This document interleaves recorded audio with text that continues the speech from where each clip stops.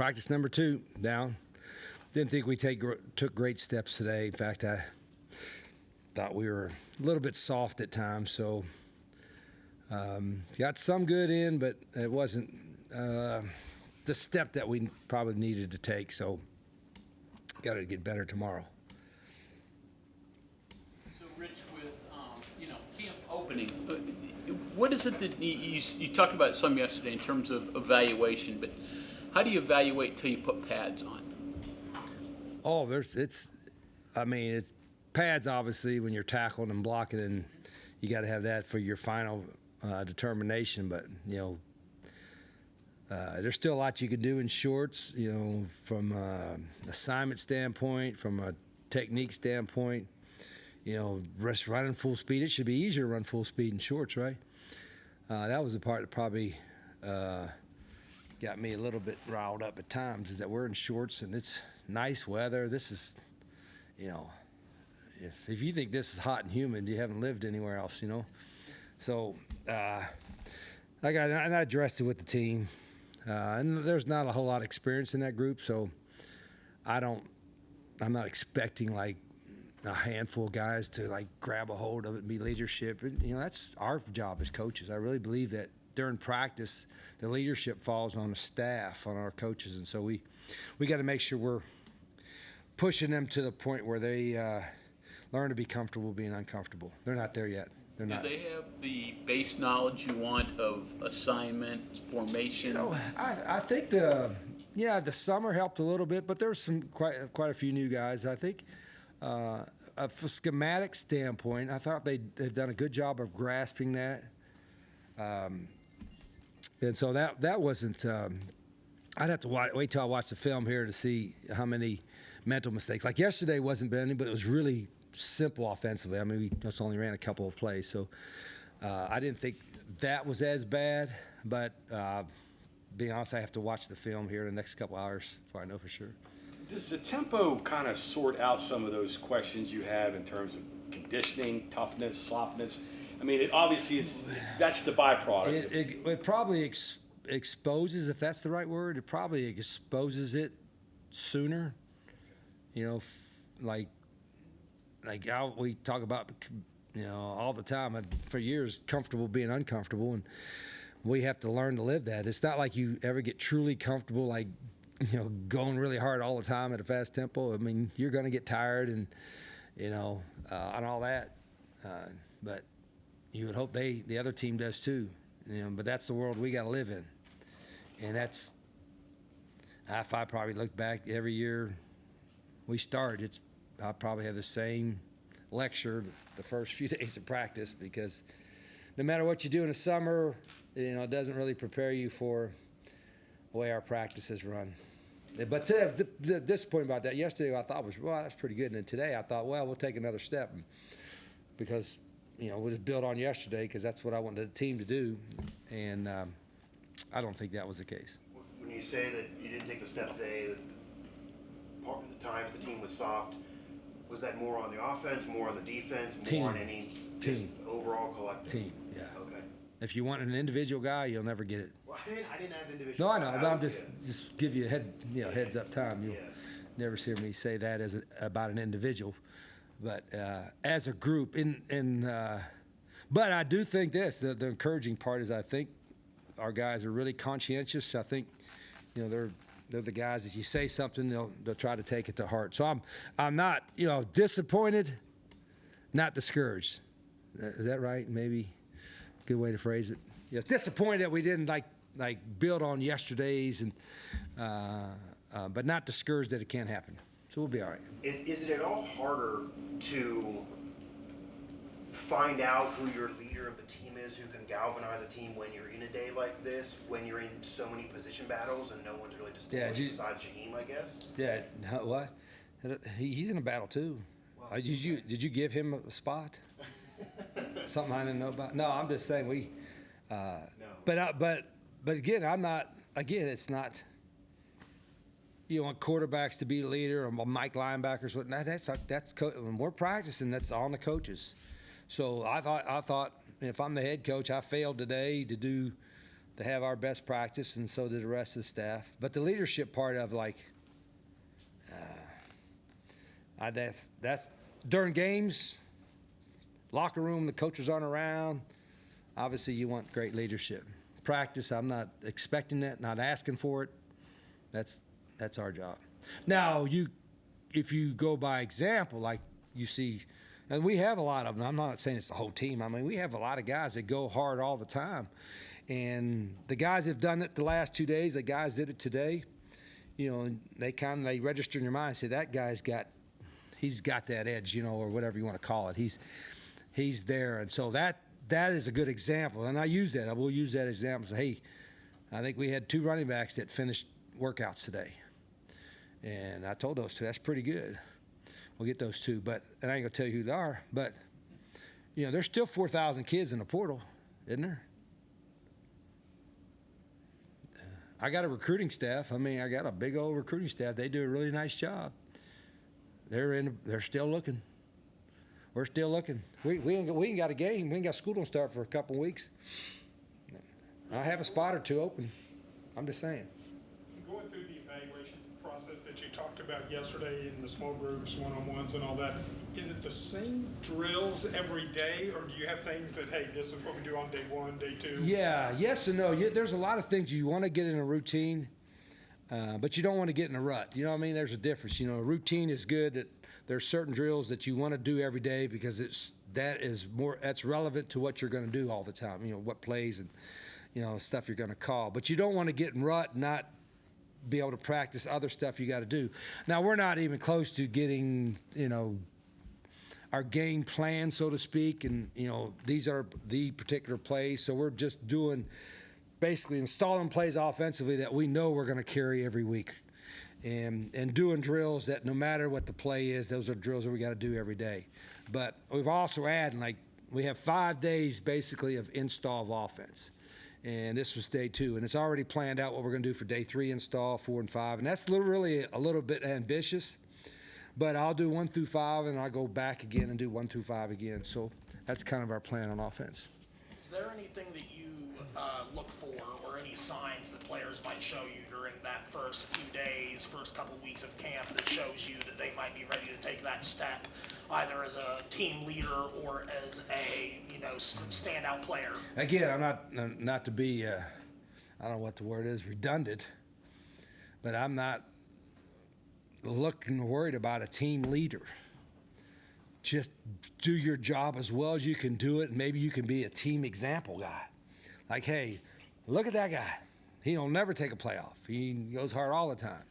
And then you could call that's leadership, I guess, in a certain way too. So that's not leadership. But I don't need that. I don't need that guy to be rah whatever. That's for our style. But part of it is, it's new to our guys, and so when it's new, you're a little anxious about knowing exactly what to do, how practice goes. But this was the same practice as yesterday.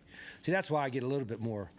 When you have different stuff in practice, like tomorrow will be a little bit different stuff, and you have something new, a drill, whatever you're doing, that's going to go probably a little bit slower or what have you. But when you do the exact same practice pretty much as you did the day before, less than 24 hours, you don't have to be anxious about knowing what to do. This is how the drill is going to run. So it should be faster and more efficient. And when it's not, then it tells me mentally we're not taking the step that we can take. And if I see that, I say something. I'm not one that's, everybody's got to coach their personality. Not everybody's going to be loud like me. But if I see it, I say it, And if I don't see it, but I see it later, I'll say it later. That's what our coaching is, and we got to correct it. So if we correct the mistakes tomorrow that we made today, then we've made a step. And that's kind of the goal that I have. Rich, how do you coach right here? How do you coach toughness if you can coach it? And are players nowadays softer than when you first started? Do you see any difference? Oh, I think I probably would agree with that generally overall. But there's a lot of guys that have plenty of mental toughness and hard edge, whatever you want to call it. I think generally, again, I'm giving an opinion. I'm not going on a political rant or nothing like that, but I think generally we're softer as a society. We're softer as athletes. But that, I don't really necessarily blame anybody, because everything they're going around is like, how do we make it easier for them? Everyone can make it easy instead of making things harder for them, so they learn how to, to go through hard times. So that's what hard edge is. Hard edge, it's not a magical word you're going to wake up and have it. You're going to have, and there's not one of you guys sitting in here, whatever, has not had some adversity or will have some adversity in your life. And so hopefully you have the mental hard edge, toughness to get through it, which you do, or have people around you do that. I think that's part of my responsibility to teach our guys this, and they got a long, successful life ahead of them. But not all is going to be strawberries and sunshine and roses and flowers. I told them, my dad was a coal miner. He worked in a coal mine. Had 1 week off a year, I think. Work all day in the coal mines, and you come home, you got stuff all over you, and then go work in the garden for 4 hours. And as I got older as a kid, I was a little kid, we worked in the garden a little bit. And then the older I got, the more garden we did. And the bigger the garden got. The older I got, the bigger the garden. I hated pulling weeds. I mean, I'd rather do anything than pull weeds. You ever pull weeds in a garden around the beans? It's miserable, absolutely miserable. I mean, I would play every sport. I don't care. I mean, we didn't even have lacrosse, so I'd lie and say, hey, I'm going to go play lacrosse or something, just so I could have. But I played every sport, so it wasn't to get out of the garden, but that was a side benefit, you know what I'm saying? But, so, I mean, the people in this state, how they work, I mean, you've seen people, whether coal miners or, anybody. I mean, it's not always easy. Our guys got it pretty good. You know what I mean? I mean, y'all been through this building? Have you seen how we eat? You seen all the services we have?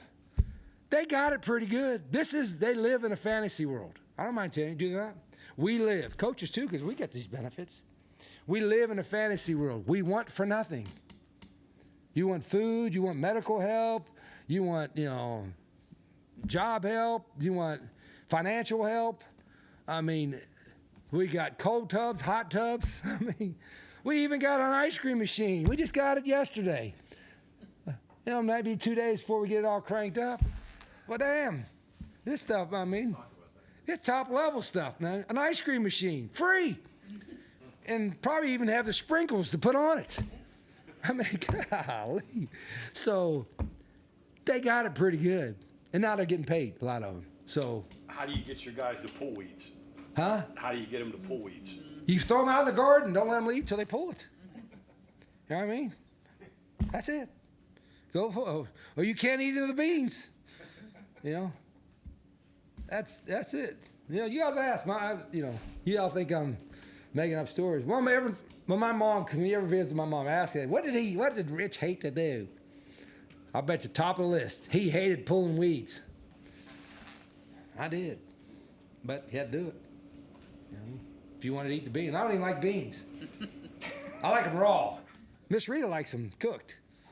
But I don't like green. And that's maybe why I don't like it. Because every time I eat a bean, like in weeds. No. But go ahead. How we get off track there? What the hell did you ask that? What do you guys? No, it's all right. You talked a little bit about not being quite as satisfied with today's practice as the previous one. You talk a little bit about player toughness. What are your strategies and approaches during fall camp when you notice you're taking a step back or players aren't quite where they need to be in terms of toughness or mental preparation? Well, the next time we have the same practice as today, did we do it better? I know the next couple of days wouldn't be in shells, so it won't be in shorts, but do we take the step tomorrow? And again, to our guys' defense, I think they want to be good. I really do. So I'm not down on them. I just always have to remind ourselves, and I'll remind the staff when we have a staff meeting here in a little bit, that it's natural to gravitate to average or below average in everything, in softness, in your work, that's society. Just everything goes down to the middle, go down to average. You got to learn to be comfortable being uncomfortable, to be above average. To be above average just takes a little bit more. It does. You got to work a little harder. You got to be a little tougher mentally. You got to want a little bit more. I don't think our guys don't have that goal, but I don't know if a lot of have never been asked to get to that. It's almost like sometimes it's like, oh, what do we do to make it so better for you? You know what I mean? Maybe it's not always the best to make it easy for someone. Maybe making it harder for them gives them a greater sense of appreciation when something good is rewarded at the end. Like I told them, like, dancing on TikTok, hey, that's not at us. But we win a game, and they want to dance in the locker room after a win, I'm right there with them. Well, it'd be ugly to look at, but but that's a reward for it, for the hard work and stuff you put in. When days like this happens, does it affect your timeline on evaluating the team because you have to kind of get bogged down and worry? You're all into the evaluation stuff. I shouldn't even mention that yesterday. You're wanting to define an evaluation. It's like, you know what an evaluation is? That guy's good enough to win with. That's it. What does that mean? Plays hard, knows what the hell he's doing, and talented enough to get her done. Get enough to win. That's it. Let's make it complicated. Day like today, if you were tapping out today or you was loafing today, you're not good enough to win with. That's easy to evaluate. You know what I'm saying? Not rocket science. Bruce, the running backs making it through practice. I'm just curious what you meant by that. Was like an extra workout after practice? Did everybody just not? Did they get an extra workout after practice? You said two running backs made it. Punish myself and the coach? No. I'm just curious what you meant by you only had two running backs make it through the workout. Yeah, without tapping out. No, they get breaks during practice. I'm not talking. Like, if we had no trainers, no medical trainers, we'd probably have zero injuries because they had nobody to go to. We got 30 of them. So they're like, oh, where's the trainer at? And I got a great training staff. But no, I just say that. What running backs finished the entire practice without tapping out somewhere, or two. Now, I could play a game without running backs. I can run the quarterback or slot receiver, but I don't want to. I've always had really good running backs. I got good running backs here. I got a good group, but we finished with two. So do you think I'm not going to talk to my recruiting staff this afternoon? We're running a business. Helps to have some running backs.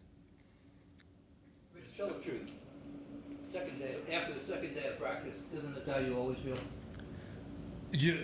I think I've probably even mentioned that to Raquel. And I think Miss Rita said the same thing. You're always like this the second day of practice. Probably am. But I tried not to be. In fact, when I woke up this morning, I'm like, boy, we had a pretty good day yesterday. I'm going to have another good day today, and I'm not even going to have to yell. It's just going to be, I'm going to get a popsicle at break and then another popsicle afterwards, and, every happy dip. No. But if it all went well, it'd be fool's gold anyway, right? No, hell no. You'd have an experienced team ready to go right now, and I'd just taper down, getting ready to camp. But, I got hired to coach. We got hired to coach. We got hired to take these guys where they can't take themselves. You see what I'm saying? There's where the difference is. Me, I don't ever give up on it. I ain't give up on no kid. I ain't give up on no coach. I was hired to take this staff, these players, and this program where they can't take itself. That's why I get paid good money. And I ain't feeling sorry for myself. I'm reminding myself that's my job. My job is to do that, and I will do my job. In these last 2 days of practice, in regards to the tight end group, what have you seen there? Things you've liked, things you haven't liked? Fairly athletic. And we do a lot more with our tight ends than traditionally. Our guys are in line, they're split out. So we're a lot of 11 personnel. A majority of the game. So, our tight ends, it's become a position really in the last 7, 8, 10 years on our offense that kind of guys that did a little bit of everything. So we got a lot of new guys. We got a pretty good group there.